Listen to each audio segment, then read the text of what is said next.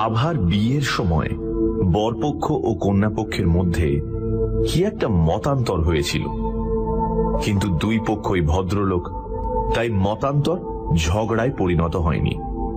বরপক্ষ আভাকে নিয়ে চলে গিয়েছিলেন। তারপর 15 বছর আভা আর বাপের বাড়ি ফিরে আসেনি। দুই পরিবারের মধ্যে সমস্ত যোগাযোগ ছিন্ন হয়েছিল। এই 15 বছরে দুই পরিবারেরই কিছু কিছু পরিবর্তন হয়েছে। কর্তারা গত হয়েছেন, যুবকেরা বাড়ির কর্তা হয়েছে।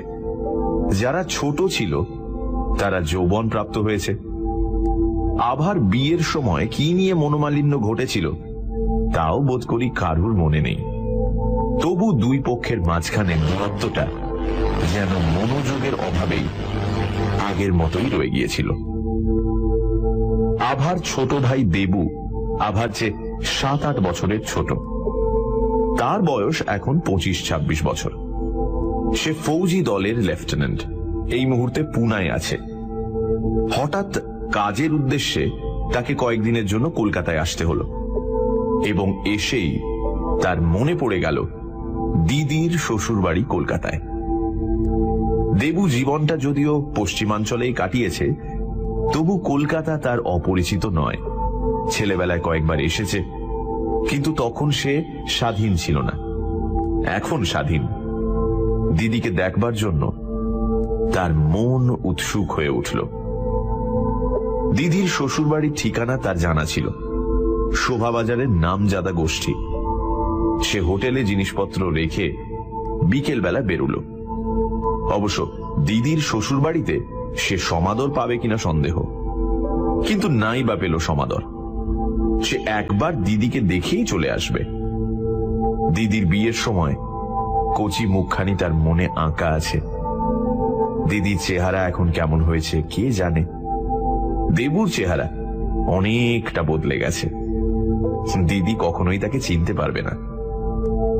সাবেককালের দোতলা বাড়িটা বেশ বড়। কর্তারা দুই ভাই একান্নবর্তী ছিলেন। প্রায় 10 বছর আগে আভার শ্বশুর মারা গিয়েছেন। তারপর এই সংসারে কি ঘটেছে সে জানে না। হয়তো একান্নবর্তী আছে। ছোট কর্তা এখন বাড়ির কর্তা। দেবু দরজার কড়া নাড়ল।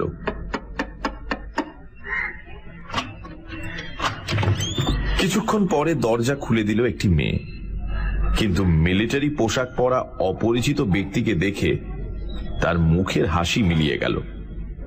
সে দরজা খোলা রেখেই তাড়াতাড়ি ভেতরে চলে গেল। দেবু খানিকটা অপ্রস্তুত হয়ে খোলা দরজার বাইরে দাঁড়িয়ে রইল। বাড়িতে যে অনেকগুলি লোক থাকে এবার তার পরিচয় পাওয়া গেল। 2-4 জন বয়স্ক লোক এবং অনেকগুলি কুচো কাঁচা দরজার কাছে এসে পরম কৌতূহলের সাথে দেবুকে নিরীক্ষণ করতে লাগলো। দেবুর মুখ উত্তপ্ত হয়ে উঠল, কিন্তু কি বলে সে নিজের পরিচয় দেবে ভেবে পেল না। এই তোরা তোরা সরে যা বলে একটি গোলাকৃতি মহিলা দরজার কাছে এসে উপস্থিত হলেন। দেবুকে এক মুহূর্ত ভালো করে দেখে বলে উঠলেন, ও মা, দেবু এসেছিস, আয় আয়। তিনি দেবুর হাত ধরে ভেতরে টেনে নিয়ে গেলেন এবং দেবুর গালে সশব্দে একটা চুমু খেলেন। দেবু লজ্জায় রক্তবর্ণ হয়ে তাকে প্রণাম করল। বুঝল এই গোলাকৃতি মহিলাই তার দিদি। 15 বছরে দিদির স্বাস্থ্যের বেশ উন্নতি হয়েছে। আভা তার গায়ে হাত বুলিয়ে বলল, কত বড় হয়েছিস রে, তার উপর আবার মিলিটারি পোশাক, কিন্তু আমার চোখে কি তুলে দিতে পারিস, দেখেই চিনেছি। দেবুকে নিয়ে বাড়িতে সমাদরের সমারোহ পড়ে গেল। বাড়িতে লোক অনেক, শাশুড়ি, খুড়শাশুড়ি, দেওর, ননদ। আভা সকলের কাছে নিয়ে গিয়ে দেবুর পরিচয় করিয়ে দিল।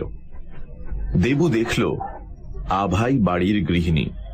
তার শাশুড়ি, খুড়শাশুড়ি ঠাকুর ঘরে বসে কেবল মালা জপ করেন। ইতিমধ্যে আভার স্বামী পরিমলবাবু বাড়ি ফিরলেন। ইনি হাইকোর্টের উকিল, ভারী মজলিসী লোক। তিনি দেবুকে নিয়ে মহানন্দে রঙ্গরসিকতা শুরু করে দিলেন।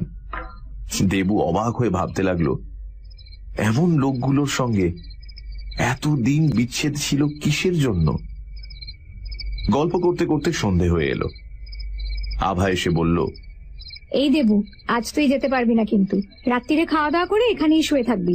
কাল সকালে যেখানে ইচ্ছে যাস। দেবু কিছুটা কুণ্ঠিত হয়ে বলল, কিন্তু তোমাদের অসুবিধে হবে। কিচ্ছু অসুবিধে হবে না। আভা স্বামীর দিকে চেয়ে বলল, ওপরে ছোট ঠাকুরের ঘরে দেবুর শোভার ব্যবস্থা করি। পরিমল বাবু চকিত হয়ে বললেন, বেশ তো। স্বামী স্ত্রীর চোখে চোখে কি একটা ইঙ্গিত খেলে গেল, দেবু ঠিক ধরতে পারল না। সে বলল, কিন্তু জামা কাপড় যে কিছুই আনিনি। আভা বলল, এই শোন, বাথরুমে জামা কাপড় রেখেছি, তুই যা, তোর মিলিটারি পোশাকটা ছেড়ে নে। দেবু বাথরুম চলে গেল। মুখ হাত ধুয়ে সাদা জামা কাপড় পরে যখন ফিরে এলো, তখন দেখলো দিদি জামাইবাবুর সঙ্গে চুপি চুপি কি সব কথা বলছে। সে আসতেই দিদি হাসি মুখে উঠে চলে গেল। যে মেয়েটি দেবুকে দরজা খুলে দিয়েছিল, সে বসবার ঘরে এসে চা জল খাবার দিয়ে গেল। মেয়েটির বয়স 17 কি 18, রং ফর্সা, ভাষা ভাষা হাসি ভরা চোখ। পরিমলবাবু বললেন, আমার খুড়তুতো বোন রানী। গল্প করতে করতে অনেক রাত হয়ে গেল। তখন পরিমলবাবু দেবুকে নিয়ে রান্নাঘরে খেতে বসলেন। রানী লুচি বেলে দিচ্ছে।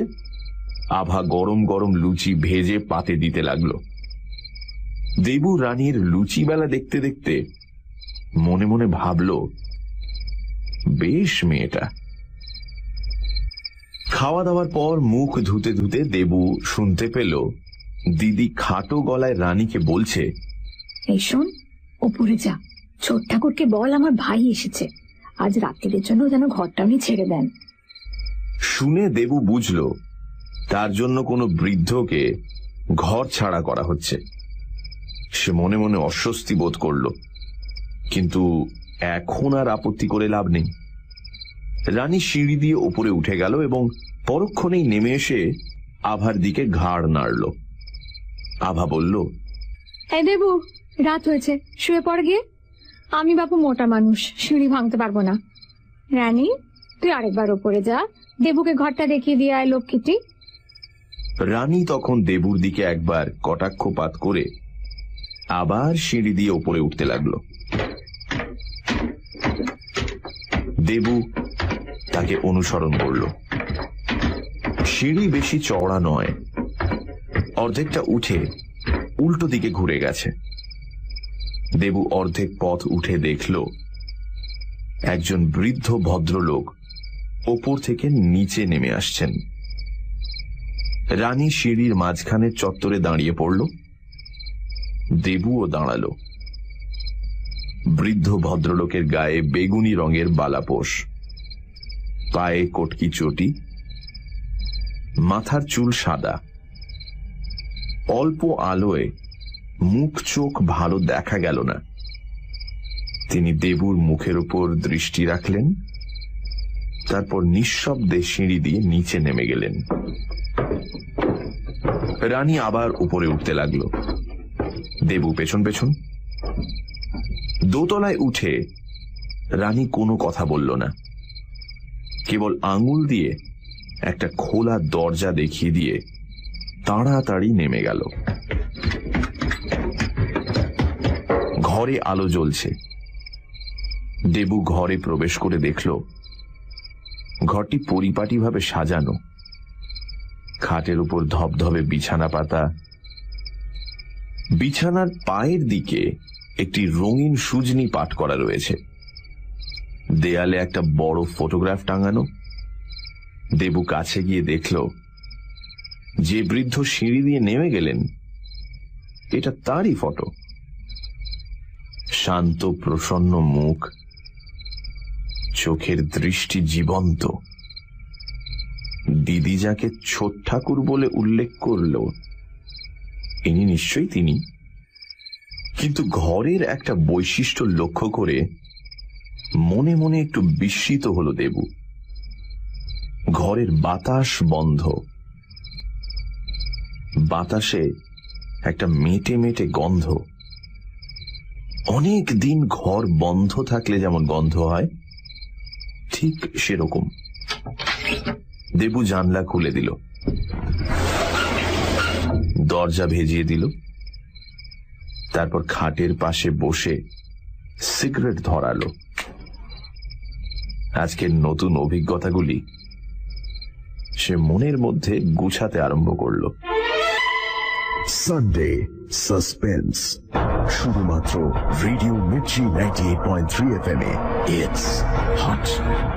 গল্পের পরবর্তী অংশ ব্রেকের পর।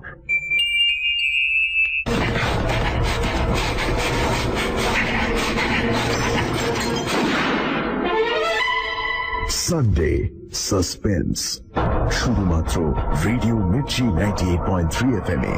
It's hot. সানডে সাসপেন্সে আজ শুনছেন শরদিন্দু বন্দ্যোপাধ্যায়ের লেখা ছোট কর্তা। আর্মিতে কাজ করে দেবু, থাকে পুনেতে, এসেছে কলকাতায়। সেই 15 বছর আগে দিদির বিয়ের পর থেকে দিদি আভার সঙ্গে দেবুর আর কোনো সম্পর্ক ছিল না। আভার সঙ্গে দেখা করতে যায় দেবু। ভাইকে অনেক বছর পর দেখে আভা সত্যিই খুব খুশি হয়ে তাকে আপ্যায়ন করে এবং সেই রাতে তাকে থেকে যেতে বলে। দিদি জামাইবাবু ছাড়া সেই বাড়িতে থাকে অনেক আত্মীয় স্বজন, দিদির ননদ রানী আর ছোট ঠাকুর। খাওয়া দাওয়ার পর দিদি রানীকে বলে ছোট ঠাকুরকে গিয়ে বলতে তিনি যেন একটা রাতের জন্য তার উপরের ঘরটা দেবুর জন্য ছেড়ে দেয়। সিঁড়ি দিয়ে উঠবার সময় দেবু দেখে এক বৃদ্ধ ভদ্রলোককে ওপর থেকে নিচে নেমে আসতে। তারপর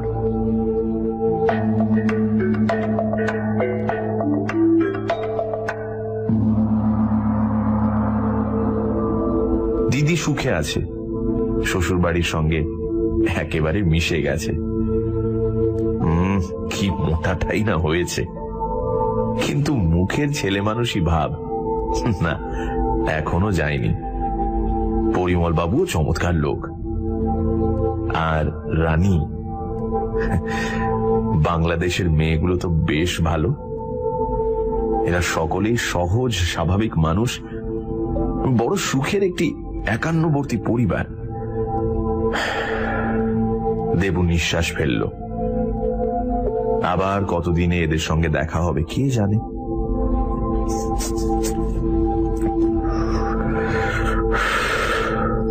সিগারেট শেষ করে দেবু আলো নিভিয়ে দিল, সুজনি গায়ে টেনে নিয়ে শুয়ে পড়ল।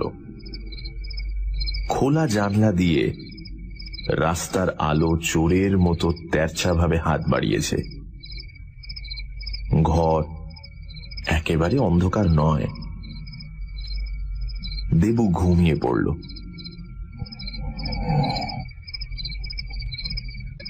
আভা উৎসুক কণ্ঠে বলল, এই হলে কিন্তু বেশ হয় না?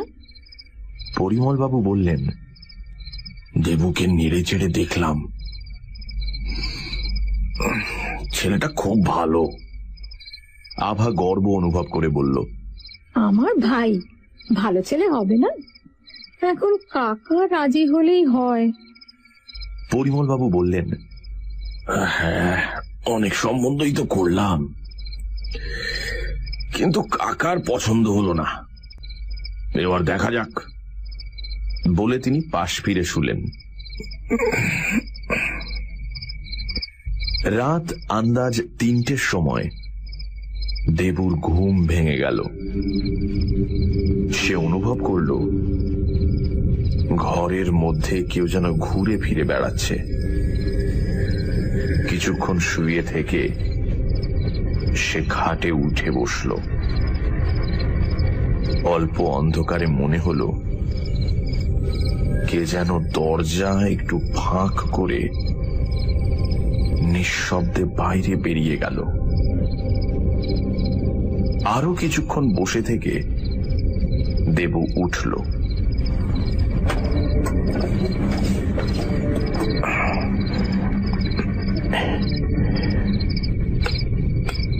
আলো জ্বালিয়ে দেখল ঘরে কেউ নেই।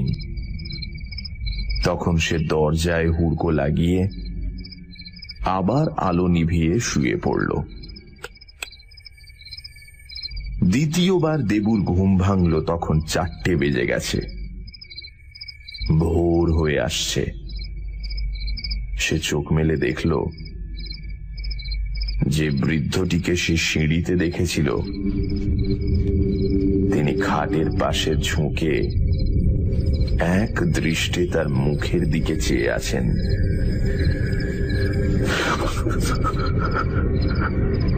দেবু ধড়মড় করে উঠে বসতেই আর তাকে দেখতে পেল না।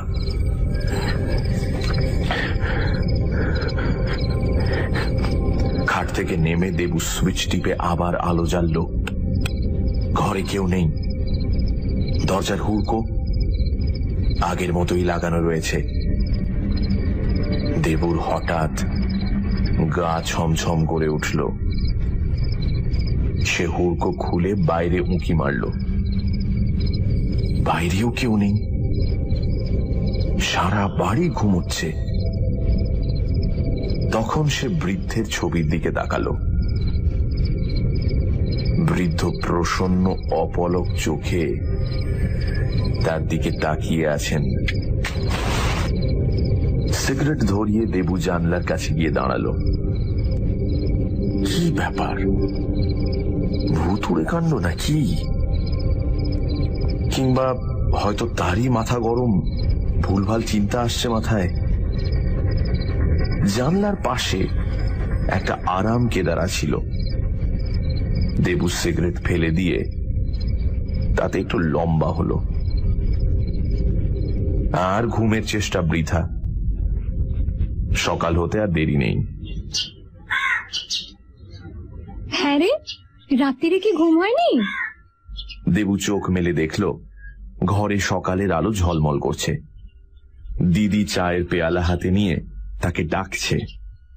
চোখ মুছে দেবু চায়ের পেয়ালা হাতে নিল। তাতে এক চুমুক দিয়ে বলল, দিদি, উনি কে? বলে দেয়ালে ফটোর দিকে আঙুল দেখালো। আভা থতমত খেয়ে বলল, উনি উনি আমার খুড়শ্বশুর ছিলেন, রানীর বাবা। দেবু বলল, খুড়শ্বশুর ছিলেন?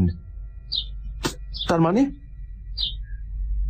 আভা থপ করে মেঝের ওপর বসে পড়ল, দিয়ে বলল, 2 বছর আগে উনি মারা গেছেন।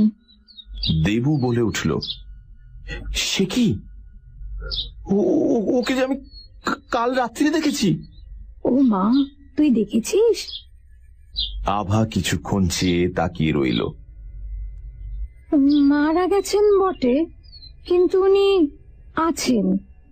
এই ঘরটা না ওর ছিল, এই ঘরেই আছেন। তবে কোনো গন্ডগোল নেই জানিস। বাড়িতে অতিথি এলে ওকে খবর দিলেই উনি ঘর ছেড়ে দেন।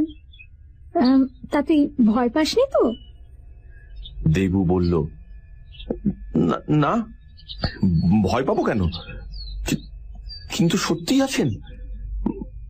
মানে সত্যি মারা গেছেন? আমি যে চোখে দেখলাম। আভা ধীরে ধীরে বলল, আমরা সবাই চোখে দেখেছি জানিস। ইচ্ছে করলেই উনি দেখা দিতে পারেন, তবে কথা বলেন না, ইশারায় নিজের কথাটা জানিয়ে দেন। মারা যাবার আগে রানীর বিয়ে দেওয়ার জন্য ভীষণ ব্যস্ত হয়েছিলেন, কিন্তু বিয়েটা তো দিয়ে যেতে পারেননি। তারপর আমরা রানীর বিয়ের অনেক সম্বন্ধ এনেছি জানিস, কিন্তু ওর পছন্দ হচ্ছে না কিছুতেই। দেবু কি বলবে ভেবে না পেয়ে বলল, কি মুশকিল? আভা তখন উৎসুক হয়ে বলল, আজ কাকা আমাদের জানিয়ে দিয়েছেন যে তোকে ওর খুব পছন্দ হয়েছে। শোন না, তুই রানীকে বিয়ে করবি। কাকা জানিয়েছেন রানীর বিয়ে হয়ে গেলে উনি চলে যাবেন, আর এ বাড়িতে থাকবেন না। এই করবি বিয়ে? ভারী ভালো মেয়ে রে, অমন মেয়ে আজকালকার দিনে দেখা যায় না। দেবুর মাথাটা ঘুরতে আরম্ভ করলো। সে দেয়ালের দিকে চোখ তুলল, দেখল বৃদ্ধের জীবন্ত চোখে যেন একটু হাসি খেলা করছে।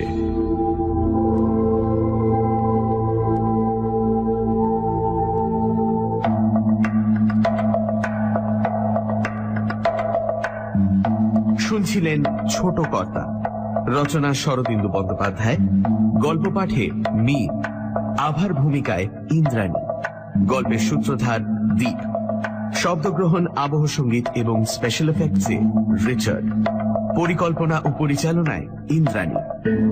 রেডিও মির্চির তরফ থেকে আন্তরিক ধন্যবাদ শ্রী প্রবীর চক্রবর্তীকে আমাদের পাশে থাকার জন্য।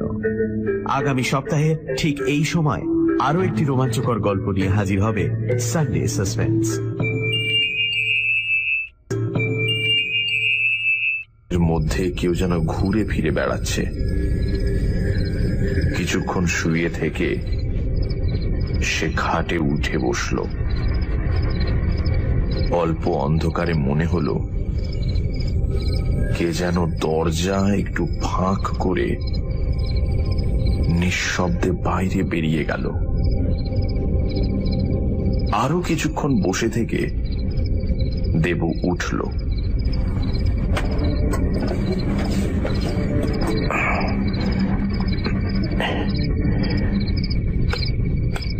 আলো জ্বালিয়ে দেখল ঘরে কেউ নেই।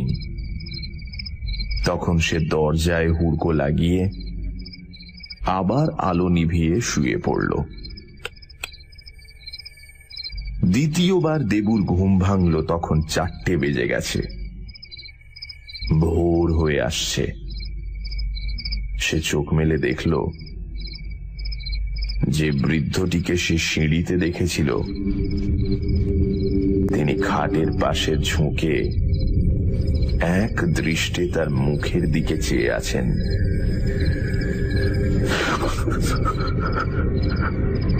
দেবু ধড়মড় করে উঠে বসতেই আর তাকে দেখতে পেল না।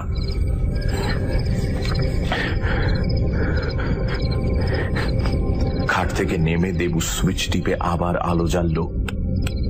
ঘরে কেউ নেই। দরজার হুড়কো আগের মতোই লাগানো রয়েছে। দেবুর হঠাৎ গা ছমছম করে উঠল। সে হুড়কো খুলে বাইরে উঁকি মারল। বাইরেও কেউ নেই। সারা বাড়ি ঘুমোচ্ছে। তখন সে বৃদ্ধের ছবির দিকে তাকালো। বৃদ্ধ প্রসন্ন অপলক চোখে তার দিকে তাকিয়ে আছেন। সিগারেট ধরিয়ে দেবু জানলার কাছে গিয়ে দাঁড়ালো। কি ব্যাপার? ভুতুড়ে কাণ্ড নাকি? কিংবা হয়তো তারই মাথা গরম, ভুলভাল চিন্তা আসছে মাথায়। জানলার পাশে একটা আরাম কেদারা ছিল। দেবু সিগারেট ফেলে দিয়ে তাতে একটু লম্বা হলো। আর ঘুমের চেষ্টা বৃথা। সকাল হতে আর দেরি নেই। হ্যাঁ রে, রাত্রিরে কি ঘুম হয়নি? দেবু চোখ মেলে দেখল ঘরে সকালের আলো ঝলমল করছে। দিদি চায়ের পেয়ালা হাতে নিয়ে তাকে ডাকছে। চোখ মুছে দেবু চায়ের পেয়ালা হাতে নিল। তাতে এক চুমুক দিয়ে বলল, দিদি, উনি কে?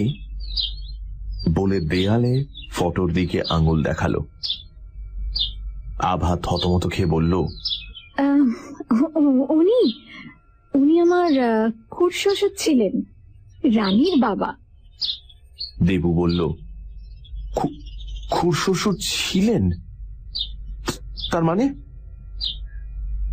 আভা থপ করে মেঝের ওপর বসে পড়ল, দিয়ে বলল, 2 বছর আগে উনি মারা গেছেন। দেবু বলে উঠল, সে কি? ওকে যে আমি কাল রাত্রিরে দেখেছি। ও মা, তুই দেখেছিস? আভা কিছুক্ষণ চেয়ে তাকিয়ে রইল। মারা গেছেন বটে, কিন্তু উনি আছেন। এই ঘরটা না ওর ছিল, এই ঘরেই আছেন। তবে কোনো গন্ডগোল নেই জানিস, বাড়িতে অতিথি এলে ওকে খবর দিলেই উনি ঘর ছেড়ে দেন। তাতে ভয় পাসনি তো? দেবু বলল, না, ভয় পাবো কেন?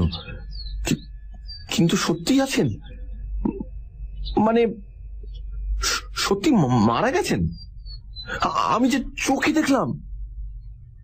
আভা ধীরে ধীরে বলল, আমরা সবাই চোখে দেখেছি জানিস, ইচ্ছে করলেই উনি দেখা দিতে পারেন। তবে কথা বলেন না, ইশারায় নিজের কথাটা জানিয়ে দেন। মারা যাবার আগে রানীর বিয়ে দেওয়ার জন্য ভীষণ ব্যস্ত হয়েছিলেন, কিন্তু বিয়েটা তো দিয়ে যেতে পারেননি। তারপর আমরা রানীর বিয়ের অনেক সম্বন্ধ এনেছি জানিস, কিন্তু ওর পছন্দ হচ্ছে না কিছুতেই। দেবু কি বলবে ভেবে না পেয়ে বলল, কি মুশকিল? আভা তখন উৎসুক হয়ে বলল, আজ কাকা আমাদের জানিয়ে দিয়েছেন যে তোকে ওর খুব পছন্দ হয়েছে। শোন না, তুই রানীকে বিয়ে করবি। কাকা জানিয়েছেন রানীর বিয়ে হয়ে গেলে উনি চলে যাবেন, আর এ বাড়িতে থাকবেন না। এই করবি বিয়ে? ভারী ভালো মেয়ে রে, অমন মেয়ে আজকালকার দিনে দেখা যায় না। দেবুর মাথাটা ঘুরতে আরম্ভ করলো। সে দেয়ালের দিকে চোখ তুলল, দেখল বৃদ্ধের জীবন্ত চোখে যেন একটু হাসি খেলা করছে।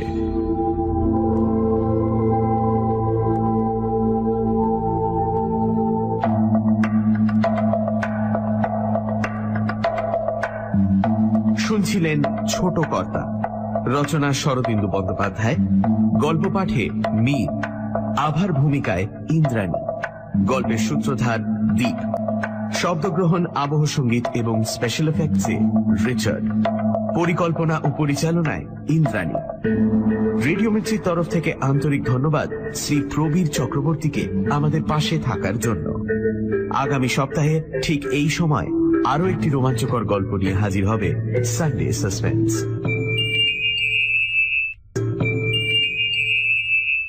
নিজের কথাটা জানিয়ে দেন।